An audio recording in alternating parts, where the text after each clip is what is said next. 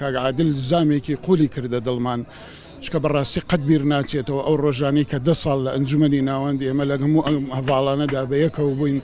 بەڕاستی خەمی ئەو پیاوە خەمێکی وایە هەرگیز بیر ناچێتەوە خەباتی تێکۆشانی من هەندێک سیفات و خاصیەتی زۆر جوانم لەو کا عادل مرادە بینی کا عادل مراد کەسێکی دەستپاک کەسێکی خۆ لە خۆبردەیی کەسێکی خاکی کەسێک بوو کە ینی هاوسۆز بوو لەگە ئایلەی شەهید لەگە بنەماڵی ئەوانەی کە مزاحینە ئەوانەی کە بەردی بناغی شتی نیشتمانی کوردستانیان دەرن لە ڕیزی پێشەوەیان کاک عادل مراد بوو بۆیە خاوەن فکر و ئایدیایەکی زۆر قوڵ بوو و تێگەشتێکی زۆر تایبەتی هەبوو بۆ یەکێتی بۆ سۆشیال دیموکرات بۆ دیموکراتی بۆ ئەم چەمکانەی کە خزمەت بە مرۆڤ دۆستی ئەەکەن کە عادلێشێک بوو لە هەر لە تەمەنی هەرزەکاریەوە مشوری گەلەکەی ناوەتە سەرشانی خۆی ئەشێک بوو لە هەرێ مرۆڤە تێکۆشەر و کۆنەدەرەکان و ئێمە لە ڕاستیا ئەو ماوەی کە